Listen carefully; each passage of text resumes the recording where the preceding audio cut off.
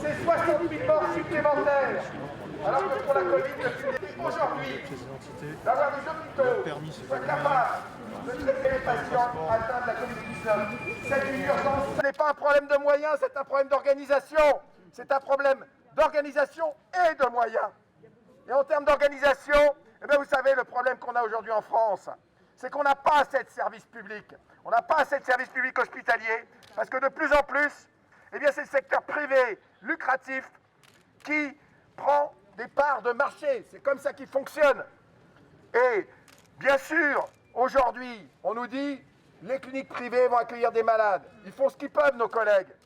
Mais la particularité du secteur privé lucratif, c'est qu'ils font de la chirurgie ambulatoire, de la dialyse, de la chimiothérapie ambulatoire, ce qui est rentable. Ils ont très peu de lits de réanimation.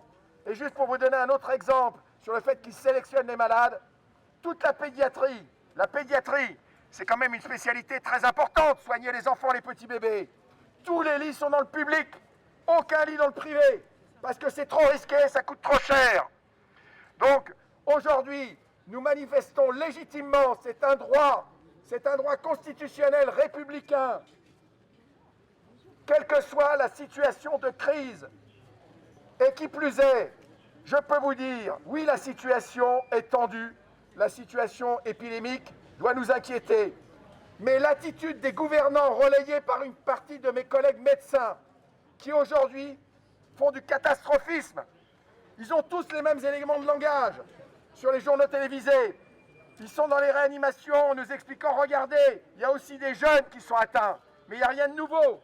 Oui, bien sûr, il y a des jeunes qui sont en réanimation. Mais enfin, la mortalité chez les jeunes reste la même qu'au printemps. Elle est relativement faible. C'est une maladie qui tue principalement des personnes fragiles, âgées ou avec des comorbidités. Donc la question aujourd'hui, ce n'est pas de culpabiliser la population, ce n'est pas de nous interdire de manifester, c'est de donner les moyens à l'hôpital public, à notre système de santé, de pouvoir répondre aux besoins de la population. La réalité qui est que c'est la crise de l'hôpital public, c'est ça qui nous met aujourd'hui.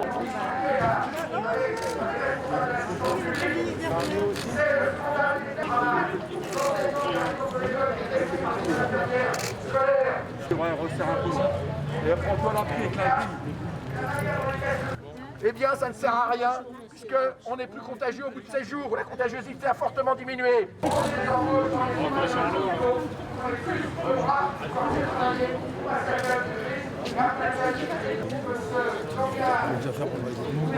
je demandais de le faire. On les prend un par un.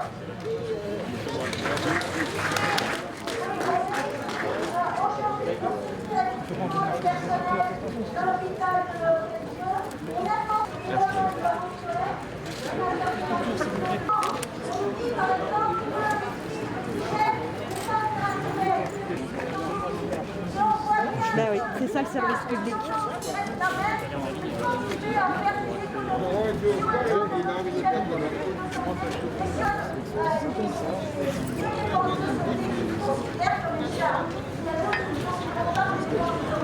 Qu'est-ce qui vient de se passer là, madame? Eh ben écoutez, suite au rassemblement, étant donné que c'est interdit, on n'a pas le droit de s'exprimer, alors qu'aujourd'hui on est en train de défendre la casse du service public en plein Covid, où il manque cruellement des lits pour pouvoir soigner les usagers et qui manque cruellement des personnels soignants. Eh ben je pense que je viens d'avoir le droit d'avoir une amende.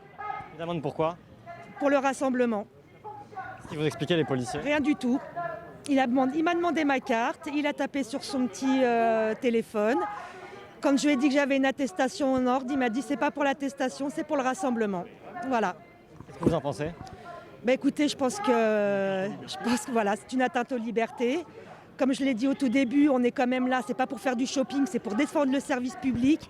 On est sur une deuxième vague, il n'y a toujours pas de moyens, il n'y a toujours pas de personnel, il n'y a toujours pas de lits et on continue de fermer et des services et des lits et des hôpitaux demain. Moi-même, mon hôpital, depuis 2015, on est en lutte parce qu'on était un hôpital de gérontologie. On nous a taclé d'être vétustes, donc on est passé maintenant en EHPAD. Et sur un territoire qui est défavorisé, parce que je suis dans le 95, eh ben on en est à l'heure d'aujourd'hui où il manque encore du monde et qu'on ne peut pas soigner les gens comme il faut. Voilà. Ce qui vient de se passer, ça vous met en colère, vous êtes triste? Je pense que ma voix s'entend, c'est écœurant. C'est écœurant. Demain, on ne pourra pas soigner tout le monde. La verbalisation, là, vous en pensez quoi? Ça vous met en colère? Ah bah écoutez, je pense que j'engraisse les caisses de l'État. Voilà ce que j'en pense. Ça ne va pas aller dans les hôpitaux, ça ne va pas aller à l'enseignement national, ça ne va même pas aller dans leur corps de métier pour qu'ils aient eux aussi des moyens pour travailler. Parce que là, on est en train de confronter deux services publics. La sécurité et la santé. Voilà. Je sens que ça vous touche, là, ce qui vient de se passer. Bah écoutez, ça fait mal au cœur, non? Il y a des gens qui meurent, il y a des gens qui ont des problèmes pour se faire soigner. Donc oui, ça fait mal au cœur. Je suis soignante, je suis aide-soignante. J'ai 40 ans, je suis aide-soignante depuis plus de 20 ans, donc oui, ça fait mal au cœur. Il y a un problème structurel de l'organisation sanitaire. Les dernières années en France, avec la fermeture de 100 000 lits. Et Pourquoi vous manifestez aujourd'hui? Expliquez-moi. on manifeste parce que la Direction générale de l'assistance publique vient de décider de fermer le service d'urgence de cet hôpital. Hôpital qui a vu ses lits fermés au fil des ans, lits qui nous manquent bien aujourd'hui dans le cadre de la prise en charge des malades Covid, mais aussi des autres malades. Or, ce service d'urgence est un service d'urgence qui accueille principalement des malades non Covid, des malades qui ont des pathologies courantes, mais qui ont besoin d'un service d'urgence. Et de le fermer aujourd'hui, c'est un non-sens, parce que ça veut dire que ces malades vont être obligés d'aller dans les services d'urgence des autres hôpitaux parisiens qui sont déjà débordés. Voilà, donc l'argument qui est donné par le directeur général de l'assistance publique, c'est d'utiliser ce personnel qui serait soi-disant mieux utilisé ailleurs. Enfin, vous savez, c'est le serpent qui se mord la queue. C'est déshabiller Pierre pour habiller Paul. L'autre argument du directeur général, M. Martin Hirsch, contre l'ouverture de lits dans cet hôpital, c'est que cet hôpital serait vétuste. Il n'est pas plus vétuste que la plupart des hôpitaux parisiens.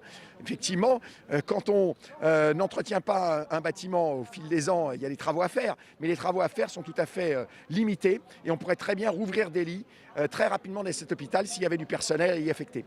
Est-ce que la situation dans laquelle on est sanitairement, elle s'explique aussi parce qu'il y a eu des fermetures de lits, des fermetures de services? Bien sûr, c'est la conséquence de 30 ans de politique de fermeture de lits, puisqu'en 30 ans, 100 000 lits ont été fermés en France. Et à l'assistance publique, le résultat de la politique du directeur général Martin Hirsch ces dernières années, c'est ces 3 dernières années, 3300 suppressions d'emplois, dont 2000 emplois de soignants. Et aujourd'hui, il dit « Ah, mais je ne peux pas rouvrir des lits parce que je n'ai pas de soignants. » Mais pourquoi a-t-il supprimé autant d'emplois? Voilà, uniquement pour des raisons financières, parce que la logique qui préside aux politiques de santé depuis 25 ans, c'est de dire qu'il faut réduire les dépenses de la sécurité sociale. L'hôpital coûte trop cher, le tout ambulatoire, on peut fermer des lits. Ben là, on en manque dramatiquement des lits et ça va entraîner une surmortalité qui aurait pu être évitée si on avait eu effectivement un hôpital qui fonctionne correctement. Là, il y a des soignants qui sont verbalisés pour manifestation interdite. Qu'est-ce que ça vous... Moi, je trouve ça scandaleux. On se focalise sur ce qui se passe dans les autres pays. Mais enfin, vous savez, un certain nombre de spécialistes de géopolitique disent qu'il y a un glissement vers des régimes autoritaires, y compris dans les démocraties dites libérales. Voilà, c'est ce qu'on constate aujourd'hui. C'est une preuve de plus. Ça vous met en colère? Ça me met en colère, oui, ça me met en colère parce que je pense que la police a d'autres choses à faire que d'empêcher les soignants et des élus de la République de s'exprimer. L'hôpital, comme l'hôtel-lieu, nous avons le souvenir de la mise en place de la cellule, organiser les soins, de faire un projet alternatif dans lequel il y aura... Nous nous sommes prononcés contre la fermeture de l'hôpital du Val-de-Grâce. Si vous retirez les verbalisations, qui ont été octroyées, à partir du moment où les élus sont rentrés, moi je peux voir avec les organisateurs si à un moment donné les gens peuvent repartir, mais il faut qu'il y ait 0 verbalisation qui soit retenue aujourd'hui. Parce que c'est parce qu'ils n'ont pas pu rentrer qu'ils ont été ici dans cet attroupement. D'accord. Vous êtes Daniel Simonet. Ces verbalisations sont scandaleuses parce que les personnes devaient pouvoir rentrer à l'intérieur tel que c'était prévu. On les met en situation de regroupement ici non déclaré. Mais on est là pour défendre l'hôpital public. La direction de la PHP vient de décider de fermer les urgences. C'est inacceptable, c'est une décision irresponsable. Et quand les soignants défendent leur hôpital, on les verbalise de 135 €. Honteux. Mais bien sûr que je suis en colère. Vous avez demandé à ce que les verbalisations soient... Donc on est en train de demander à ce que les verbalisations soient retirées, soient levées, parce que c'est pas acceptable, enfin.